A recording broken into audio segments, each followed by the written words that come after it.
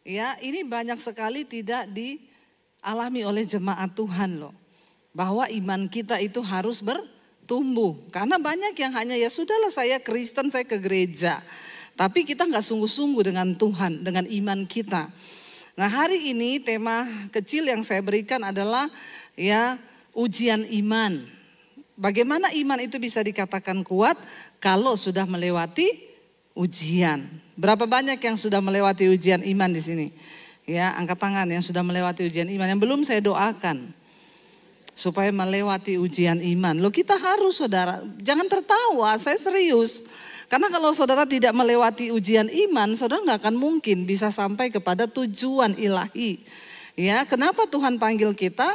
Ya, supaya kita ini beriman percaya, dan iman yang teruji itu adalah iman yang melewati tantangan dan ujian. Nama-nama tercatat di dalam Alkitab, orang-orang hebat, Abraham, Daniel, Yusuf, Daud, ya. Mereka kenapa tercatat namanya di Alkitab? Karena mereka juga mengalami perjuangan iman yang luar biasa. Orang hebat itu dihasilkan dari kesukaran yang besar. Semakin besar kemuliaannya, maka semakin besar pula kesukarannya. Siapa yang mau kemuliaan Tuhan yang besar? Ya, enggak mau saudara. Ya, enggak mau loh, angkat tangan loh Pak. Enggak mau dimuliakan Tuhan mereka ini. Ya, saudara mau dimuliakan Tuhan? Ya, mau kesukaran yang besar? Luar biasa, tepuk tangan dong buat jemaat sini. Ya, saya suka memberi sesuatu yang benar supaya saudara itu tidak gagal paham. Karena banyak orang Kristen mau diberkati, tapi tidak dikasih tahu bahwa ketika kau mau diberkati, kau harus siap mengalami ujian. Ya, kenapa Yusuf begitu luar biasa? Karena dia mengalami juga ujian yang luar biasa. Saya sebut tadi pagi Daniel. Kenapa Daniel luar biasa? Ketika Raja Darius mengeluarkan sebuah peraturan bahwa tidak boleh menyembah kepada Allah manapun kecuali kepada raja. Daniel di situ mengalami sebuah perjuangan iman. Dia percaya kepada Tuhan, tapi dia nggak boleh menyembah Tuhan. Siapapun yang menyembah kepada Tuhan selain dari kepada Raja Darius, dia akan dihukum mati. Kira-kira kalau saudara mendapatkan sebuah ancaman seperti ini, saudara akan dihukum mati kalau saudara menyembah kepada Tuhanmu. Coba tolong pikir ya. Jadi kita ini kalau baca Alkitab jangan cuma baca. Saya suka merenung, coba kalau saya jadi Daniel. Karena kebetulan suami saya Daniel. Ya, saudara loh, benar nggak? Coba kita bayangkan kalau kita jadi Daniel, sekarang ini kita dilarang beribadah. Kalau beribadah kita akan dihukum mati. Saudara berani nggak ke gereja? Jangan bilang berani dulu, renungkan dulu loh. Ya, jangan buru-buru amin. Orang Kristen itu cepat amin. Habis itu dia pikir, oh iya ya. Suruh angkat tangan lain nggak mau dia. Coba saudara renungkan, saudara masih berani ke gereja kalau dapat ancaman begitu? Jangankan diancam hukum mati, baru virus corona saja. Ya, sudah pada takut keluar, nggak berani. Ya, kemana-mana bawa semprotan. Karena takut mati. Kalau saudara masih takut mati, berarti imanmu belum sempurna. Amin. Siapa yang tidak takut mati? Angkat tangan yang tidak takut mati. Ya. Cuma berapa orang yang angkat tangan loh. Itu pun ditanya kenapa Pak? Banyak utang. Ya. Saudara, ya, ini di Belanda ada wanita umur 28 tahun kalau nggak salah. Mau disuntik mati awal Mei.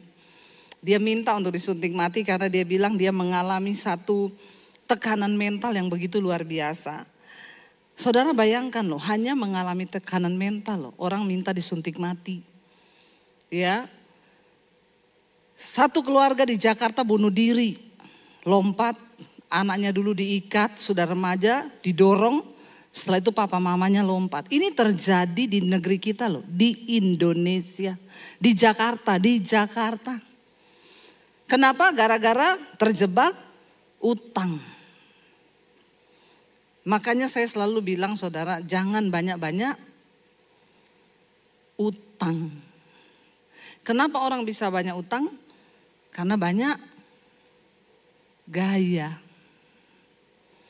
Ya, jangan banyak gaya. Hidupmu banyak masalah.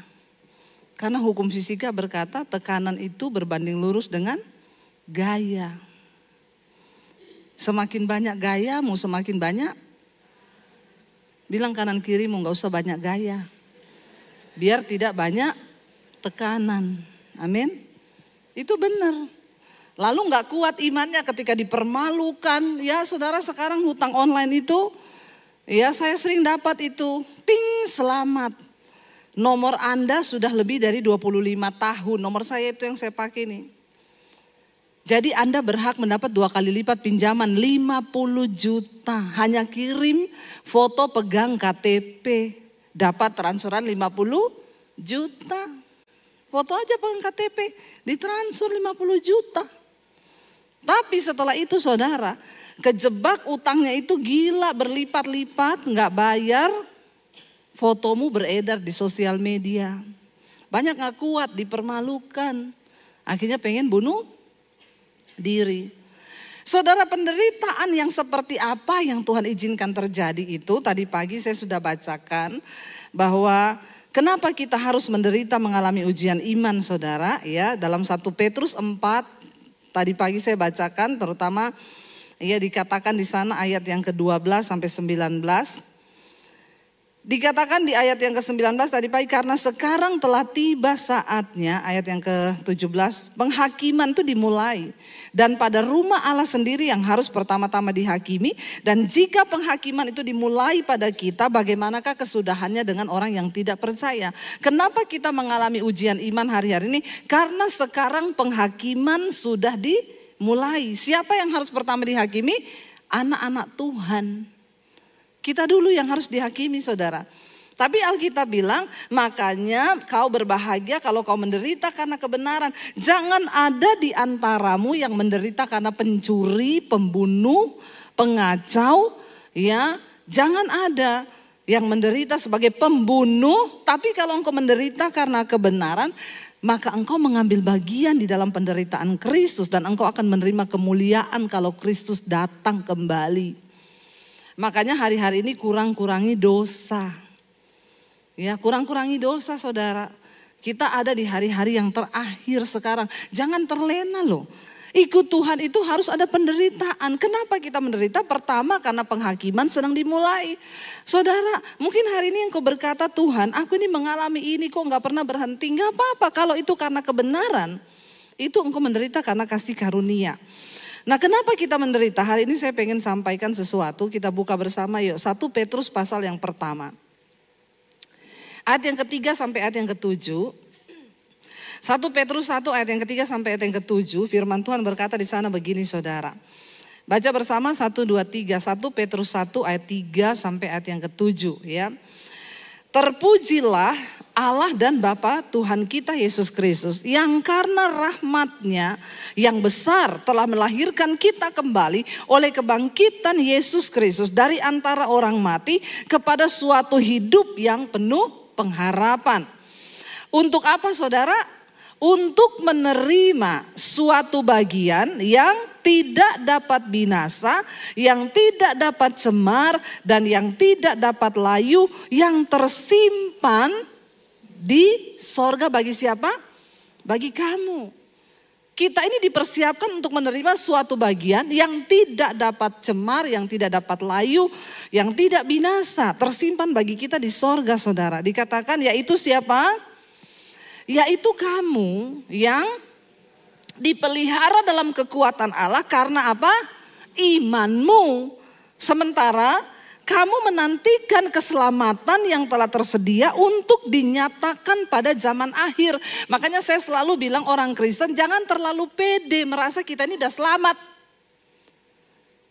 Memang ketika kita menerima Yesus, kita menerima keselamatan. Tapi keselamatan itu bisa hilang. Siapa yang menghilangkan? Kita sendiri, karena kita menyia-nyiakan kasih karunia itu. Dikatakan di sini kita ini disiapkan satu bagian di sorga yang kekal. Kita ini loh, bagi kita yang dipelihara dalam kekuatan Allah. Sementara kamu ini menantikan apa? Keselamatan yang tersedia untuk dinyatakan pada zaman akhir. Kita sekarang masih pede masuk surga, ya. Oh, saya pasti masuk surga. Oh, saya juga, saya pelayanan loh. Ya, saya khotbah, saya main musik, saya WL, saya singers. Kalau kau hidup di dalam dosa, ya, engkau terus terikat dalam dosa, maaf saudara, tidak ada jaminan. Karena tidak ada lagi darah untuk menghapus dosa itu ketika engkau sengaja, dengan sengaja. Sebab barang siapa yang sudah mengecap kasih karunia Allah itu, tetapi dengan sengaja dia bermain-main dan terus hidup dalam dosa, maka tidak ada lagi darah untuk mengampuni dosa itu. Jangan main-main dengan kasih karunia Tuhan. Amin. Dikatakan di sini kita ini masih menanti keselamatan yang tersedia yang akan dinyatakan pada zaman akhir. Nanti satu saat kita semua akan berdiri di hadapan tahta pengadilan Kristus. Barulah di sana kita tahu.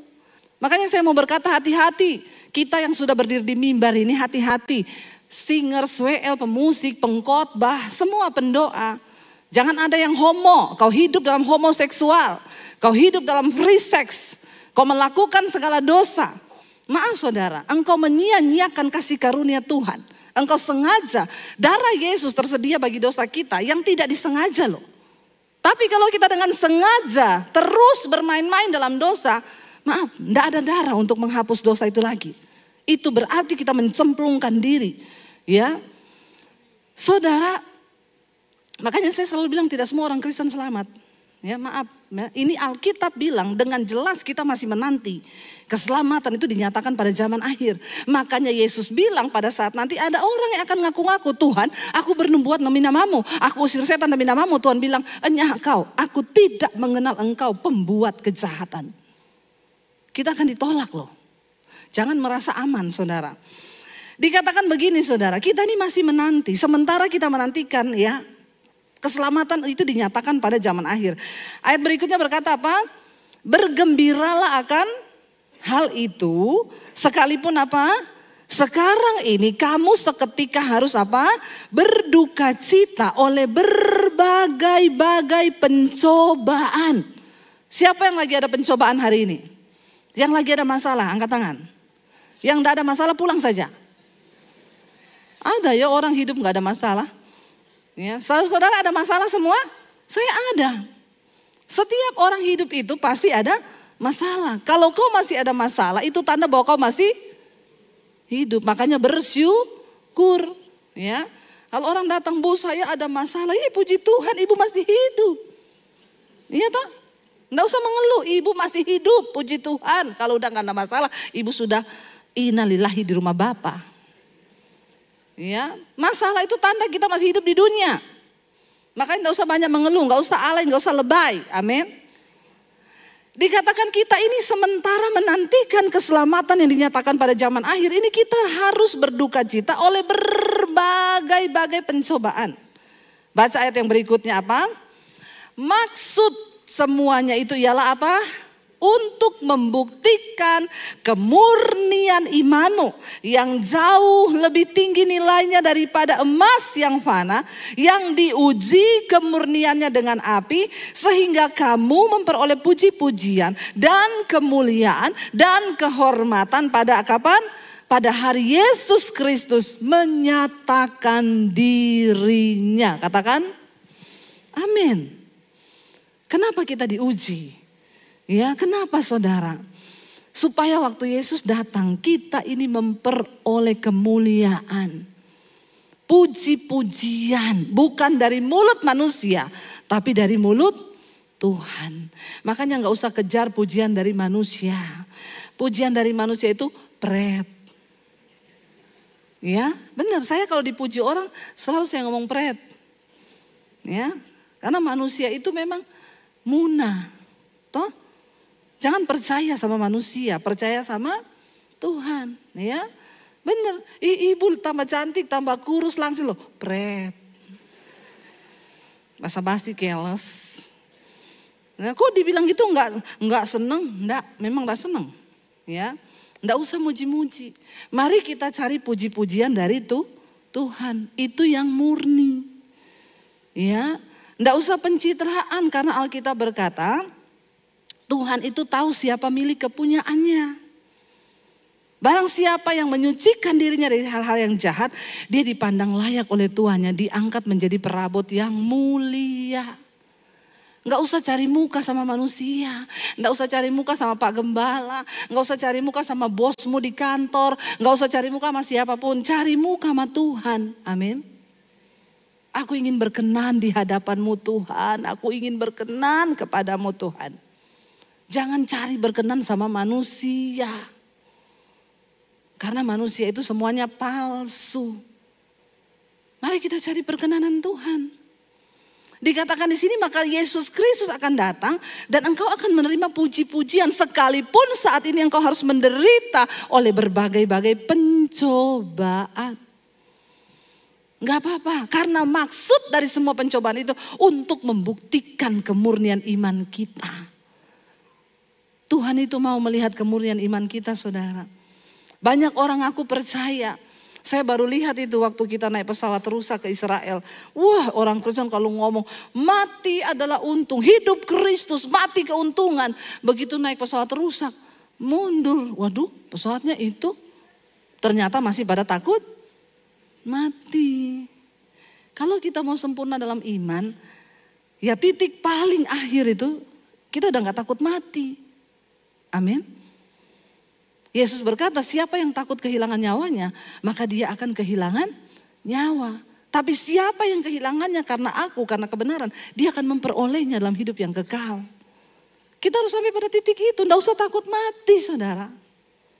Ya, enggak usah, kita percaya di dalam Tuhan. Makanya banyak orang sekarang mengusahakan apa-apa saudara untuk bisa hidup umur panjang. Kau minum vitamin, kau stem cell itu bagus, semua itu baik. Kau olahraga, nge-gym itu baik, tapi itu enggak memperpanjang umur. Itu hanya untuk hidup sehat. Kita diet bagus supaya hidup sehat. Saya sekarang nih lagi diet, lumayan toh turun 3 kilo kan. Kelihatan enggak? Yang enggak dipuji saya ngomong sendiri. Kenapa?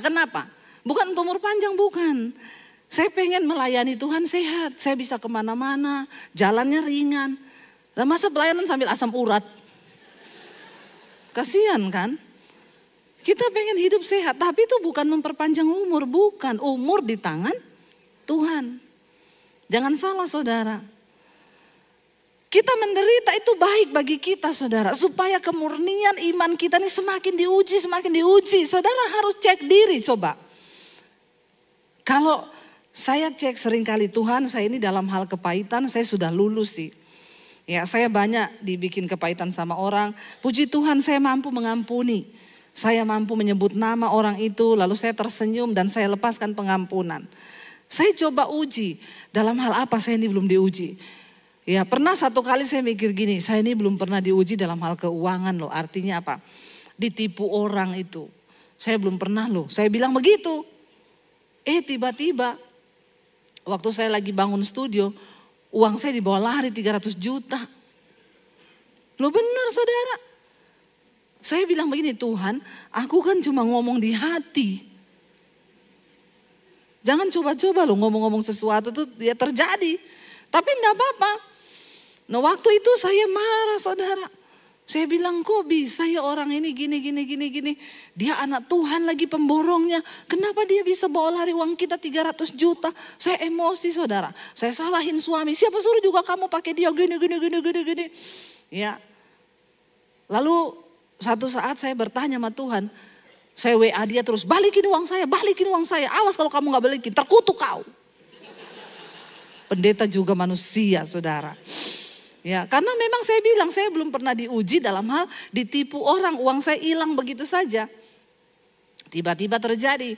Ya, lalu satu kali saya berdiam diri, saya bilang, Tuhan kenapa ya?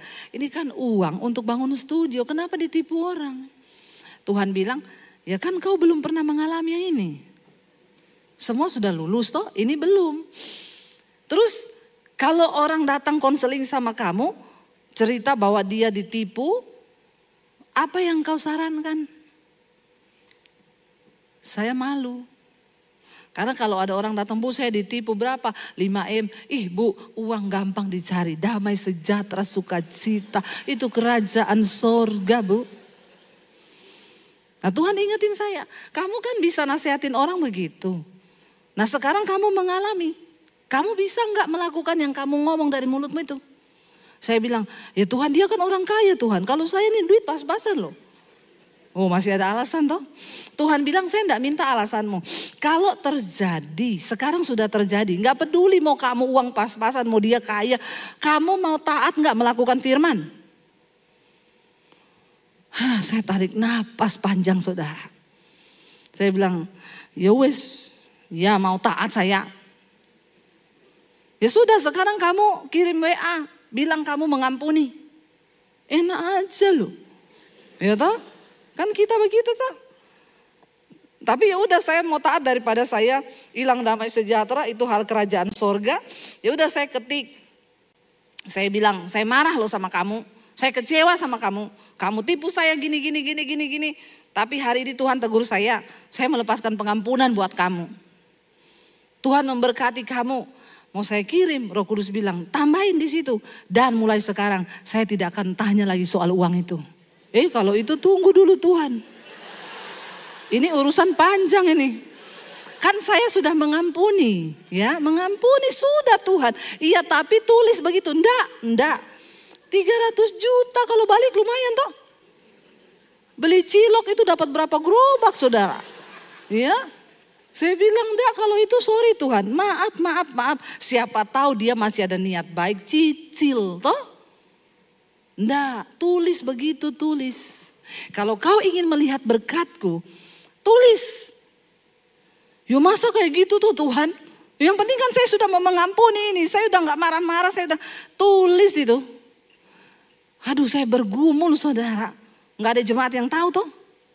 Ini antara saya dengan Tuhan. Jangan bilang pendeta tuh gak diuji. Pendeta nomor 1 duluan diuji, baru jemaat. Saya tarik napas. Cepat kirim. Saya tulis dan mulai sekarang. Saya tidak akan tanya lagi perihal uang itu. Tulis Tuhan memberkati. Tuhan memberkati. Saya tambah di bawah. Tetapi kalau kau tidak bertobat terkutuk kau. Kan sekalian toh. Saya curhat sekalian toh. Mumpung sudah terakhir loh Tuhan. Enak aja lu. Kan ini masih Alkitabiah. Bertobat kau, bertobat. Ya udah saya kirim. Saya kirim cuma dibalas terima kasih Bu. Gondok enggak? Gondok saudara, gondok. Besok iblis ngomong. Ketik tanya uangnya mana? Ada niat balik enggak balikin? Ada niat baik enggak dia? Saya sudah mau ambil HP. Tuhan bilang sudah mengampuni. Sudah ngomong tidak akan tanya uang itu. Kenapa lagi kau mau tanya? Koreksi hatimu. Saya berdoa, ampuni saya Tuhan. Tuhan. Baik Tuhan, saya tidak mau tanya. Orang Kristen, jangan lagi kau tanya-tanya utangmu sama orang ya. Siapa suruh kau utangi dia? Karena cuma di Indonesia ini, kalau kita mau tagih utang, kita harus kasih alasan kenapa kita tagih utang itu. Cuma di negara yang berkembang ini, negara berflower ini toh. Mau tagih utang takut, karena yang lebih galak yang utang. Masa mau tagih utang, selamat siang maaf ya mengganggu. Anakku tuh kan sakit. Jadi dia harus ke dokter. Bisa gak balikin uang yang kamu pinjem dulu? Gondok. Kamu kok gak ngerti-ngerti ya? Saya belum ada duit. Makanya kalau saudara tidak bisa merelakan, gak usah pinjemin. Amin. Kalau pinjemin berarti rela. Supaya jangan ada lagi orang Kristen saya lihat di sosial media tagih-tagih utang. Banyak loh orang Kristen itu tagih utang di sosial media. Ya, gaya lu selangit, utang 1 tahun belum dibayar. Kan gak jadi berkat kita ini ya. Jangan saudara. Akhirnya saya berusaha merelakan. Saya melepaskan pengampunan. Berat saya bergumul. Tapi dia buka IG, lihat dia lagi jalan-jalan sama istrinya. Lagi nginep di hotel ini, gondok gak kita? Ya udah untuk sementara blokir dulu dia deh biar gak lihat lagi. Loh kita kan harus menjaga hati toh. Menjaga hati kita ini. Gak gampang menjaga hati ini saudara. Saya tiap hari bergumul, Tuhan, ya Tuhan kuasai hatiku, Tuhan kuasai hatiku. Udah yang penting dia sudah tahu saya mengampuni dia, sudah saya ini loh Tuhan. Berat loh saudara diuji, gak gampang. Tapi kita sedang dimurnikan. Akhirnya terbukti saya bisa melepaskan pengampunan ketika apa? Saya dan suami sudah tidak berantem. Saya gak salahin suami lagi. Saya tidak ada kepengen nagih lagi. Di saat sudah lulus tiba-tiba ada yang WA. Bu, saya diberkati sama khotbah-khotbah ibu gini. Saya orang Katolik bu, gini. Ibu lagi ngapa sekarang? Studio ibu harus bagus gini. Ya saya lagi bangun studio ini. Berapa biayanya? Kirim aja bu fotonya dalam hati saya. Pret. Ini pandemi begini, emang ada orang yang mau kasih duit? Bu saya disuruh Tuhan, sampai 3 kali dia telepon, dia WA saya. Bu tolong foto aja bu, proposal yang ke tukang itu habisnya berapa? Saya bilang sama suami saya, habisnya 850 juta. Gaya-gaya minta foto, emang dia mau kasih segitu? Suami saya bilang, ya kan dia cuma minta, kasih aja lah terserah dia mau kasih apa tidak, ya kasih aja. Benar juga ya. Saya foto saudara, saya kirim 850 juta. Bu boleh minta nomor rekening, ditransfer 1M. Kok enggak wow ya? Wow, itu orang gak saya kenal. Saya gak tahu dan dia juga gak tahu kalau saya lagi bangun studio. Dia gak tahu kalau saya lagi ditipu. Dia gak tahu. Dia gak tahu saudara. Tapi Tuhan tahu. Sebelum engkau mau melihat mujizat dan kemuliaan Tuhan, kau harus siap dulu diproses. Dari situ saya mengerti, oh Tuhan ya, gak dibalas 300 juta enggak loh. Langsung saudara, Tuhan balikin. Waktu itu kami mau ambil mobil saudara, habis pandemi itu. Karena mobil cuma 1, kalau suami saya pelayanan saya pakai Grab. Nah saya bilang bolehlah kita sudah ada berkat beli 1. Baru DP 10 juta. Tiba-tiba ada orang telepon saya, Bu Debbie saya minta maaf ibu jangan tersinggung. Kenapa ya Pak? Saya disuruh Tuhan kasih ibu mobil. Oh enggak, saya enggak tersinggung, enggak tersinggung, kagak. Ini luar biasa loh, mau beliin mobil bilang jangan tersinggung. Biasanya kan gitu mau utang toh. Tiba-tiba orang yang lama tidak dikenal tiba-tiba halo say, itu paling horor. Horor sekali. Lama gak ketemu tiba-tiba halo say. Abis itu maaf ya. Mengganggu boleh bisa pinjem wes itu sudah ya. Ini Bu saya minta maaf. Saya tidak kenal orangnya saudara. Iya kenapa ya Pak? Saya minta maaf ibu jangan tersinggung. Waduh enggak Pak kenapa ngomong aja. Saya disuruh Tuhan beliin ibu mobil. Saya bilang loh kok bisa Pak enggak tahu. Loh Pak saya ini lagi DP mobil 10 juta harganya berapa sekian. Dia transfer kami enggak jadi kan kehilangan uang 300-an lebih untuk bayar mobil. Karena sudah dibayari. Tuhan bilang lihat. Itu selangnya hanya beberapa minggu loh saudara. Setelah saya melepaskan pengampunan. Nih kalau saya bersaksi gini. Nanti ada yang angkatin khotbah saya ini. Ya terus gini. Pendeta halu. Kalau bersaksi sama jemaat sukanya bohong. Yang enak-enak dikasih uang 1M. Saya mau bilang sama orang-orang itu pret. Makanya lu gak pernah lihat mujizat. Karena kau gak percaya Tuhan. Kau gak percaya Tuhan. Banyak orang-orang Kristen yang gak percaya saudara. Bahwa hal-hal yang supranatural itu bisa terjadi. Rugi kau hidup di dunia ini tidak melibatkan Tuhan, rugi. Malah kau anggap yang begitu-begitu halu. Pengejek-pengejek di akhir zaman. Akan tampil para pengejek di akhir zaman. Yang ngomong, ini pendeta halu. Saya kesaksian ada satu orang utang 200M. Cerita ke saya dengar itu sesak napas saya. Dia bilang, Bu doakan saya ya Bu, saya utang 200 miliar. Bu M itu apa Bu? Ember atau apa ya Bu? Bu M miliar Bu 200, mau pingsan saya. Mau pingsan saya aja dengar mau pingsan. Bayangkan uang 200 juta itu saya gak bayangkan itu banyaknya sebanyak apa. Terus dia datang sama saya minta didoakan. Kalau saudara jadi pendeta, saudara mau ngomong apa? Ya, aduh Bu, 200 juta saya tolong ibu, bisa Bu, tapi 200 M Bu. Saya cuma bilang begini, saya berdoa Tuhan kasih ayat buat dia ini. Tiba-tiba ayat itu keluar, saya bilang, Bu, Tuhan kasih satu ayat di hati saya buat ibu. Ingat, bukan karena kuat gagahmu, tapi karena rohku, kata Tuhan. Jadi ibu ini ditinggal mati suaminya. Dia nggak tahu apa-apa, tiba-tiba orang datang lapor bahwa perusahaan suaminya itu terlilit hutang 200 M. Sampai mobilnya diambilin, semua diambilin. Saya bilang, Bu, secara manusia saya pun puyeng kalau saya pikirin terus masalah ibu saya stroke. Benar, di luar kemampuan manusia. Bahkan dia juga berkata, apalagi saya, Bu, saya tidak tahu selama ini kerjaan suami saya tidak pernah masuk di kantor, di pembukuan. Tapi saya bilang, ibu berlutut di kaki Tuhan, menangis di kaki Tuhan, andalkan Tuhan. Dia menangis di kaki Tuhan, saudara. Tiba-tiba Tuhan kirim, bukan orang Kristen, orang dari agama lain datang, take over semua usaha suaminya. Bapak itu bilang, ibu tenang, semua utangnya akan saya beresin. Saya ketemu dia berapa bulan kemudian, gimana Bu? Tinggal 45 M Bu. Saya ketemu lagi terakhir, sudah lunas Bu. Saudara, saya dengar gitu, saya bilang, wow. Dan dia bilang benar yang Ibu Debbie bilang itu benar. Bukan karena kuat gagahku, tapi karena kuasa Tuhan. Tapi orang dengar khotbah saya dipotong, pendeta halu. Ngomong ke jemaat, utang 200 M bisa lunas. Saudara, ketika engkau membatasi Tuhan dengan cara berpikirmu, logikamu, makanya saya banyak melihat orang-orang di akhir zaman yang cuma jadi pengejek. Mereka tidak pernah mengalami keajaiban Tuhan. Tapi ketika ada orang diberkati, mereka iri. Karena mereka tidak mengalami. Jangan iri, alami Tuhan. Ya, saya cerita bagaimana Tuhan panggil saya. Di tengah keterpurukan saya tinggalkan keluarga saya di tempat kos yang kecil di kota Palu. Saya dapat penglihatan, Tuhan bilang, aku akan bawa kau ke bangsa-bangsa. Bangsa-bangsa menantikan pengajaranmu, pulau-pulau menantikan pengajaranmu. Saya buka mata, amin Tuhan. Yang saya lihat pakaian kotor.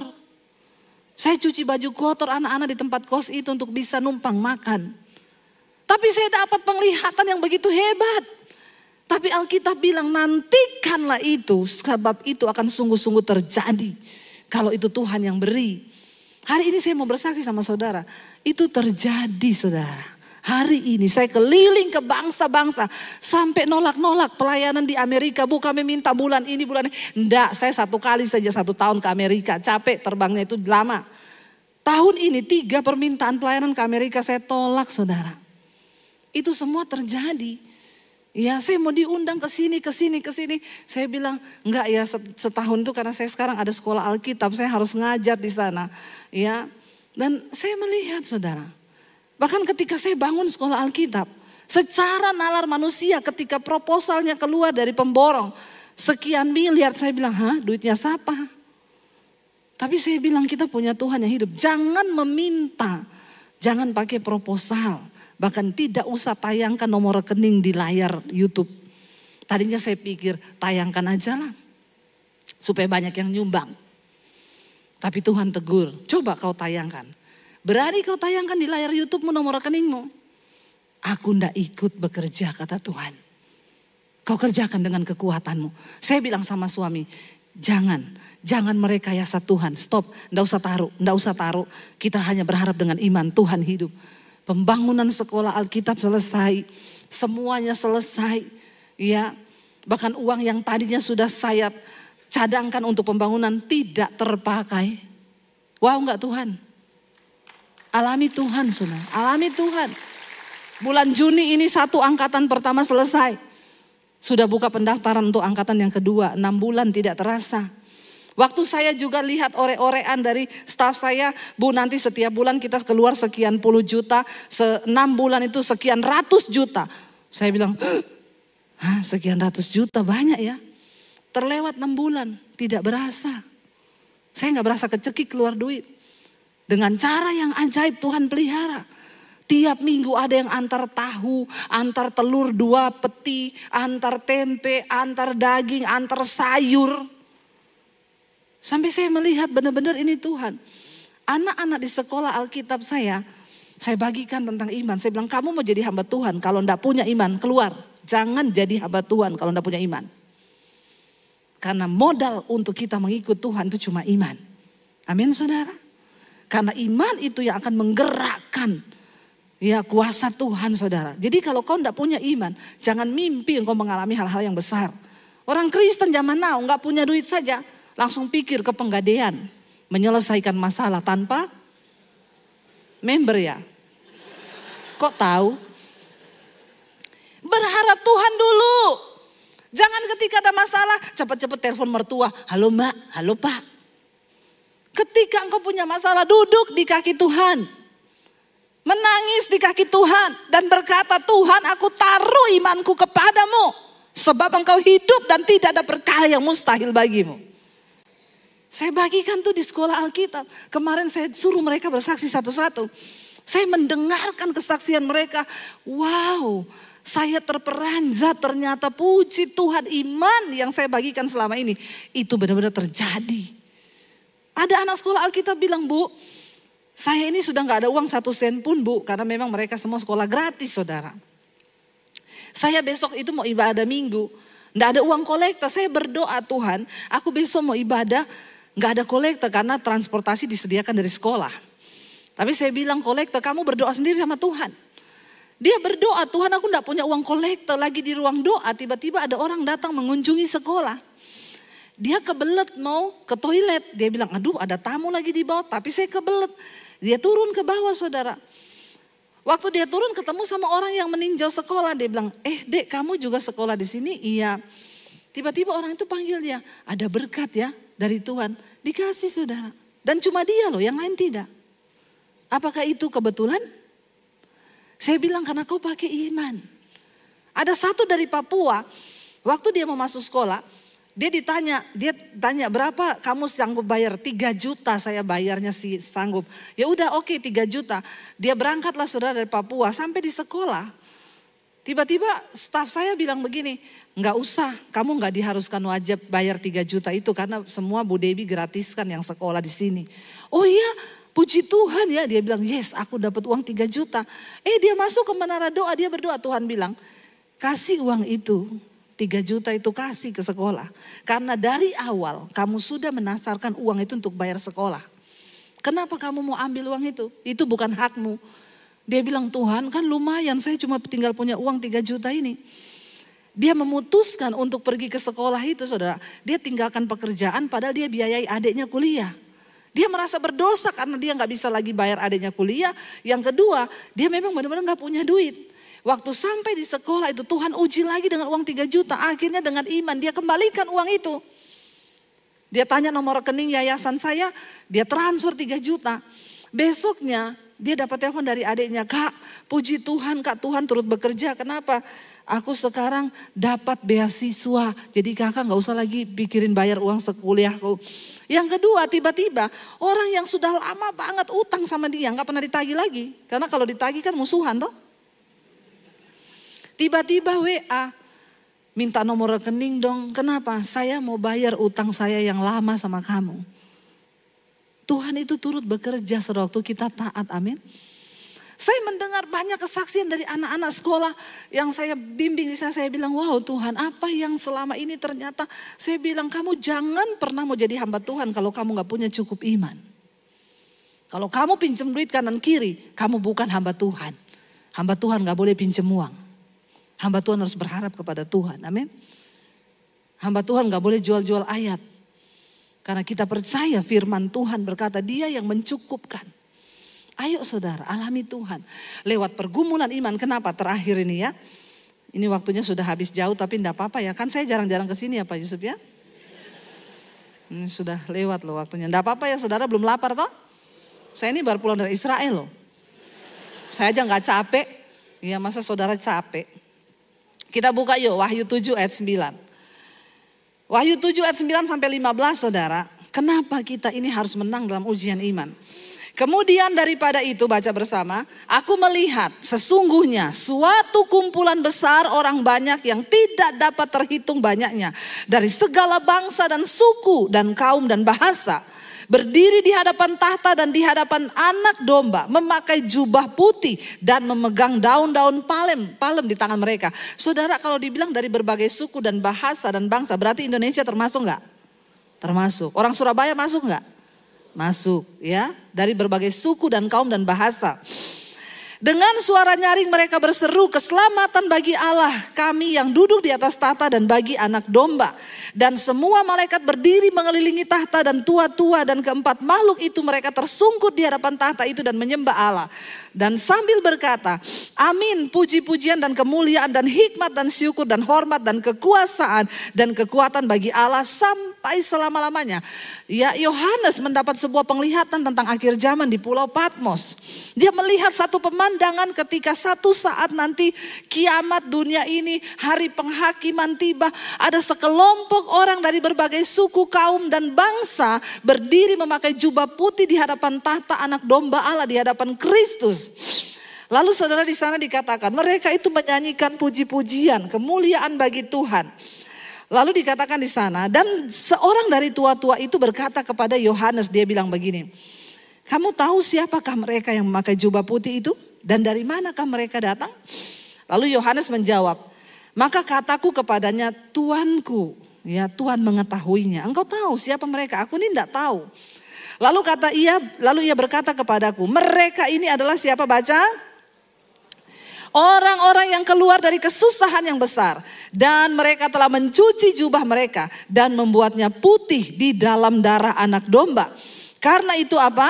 Mereka berdiri di hadapan tahta Allah dan melayani dia siang malam di bait sucinya. Dan ia yang duduk di atas tahta itu membentangkan kemahnya di... Saudara, kita lihat saudara. Siapa yang akan memakai jubah putih dan berdiri di hadapan tahta Kristus di hari terakhir nanti? Dikatakan mereka adalah orang-orang yang keluar dari kesusahan yang besar. Tapi mereka tetap menjaga jubahnya tetap putih dengan darah anak domba.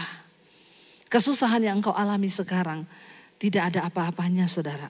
Dibandingkan dengan rasul-rasul. Nabi-nabi dulu pernah mengalami.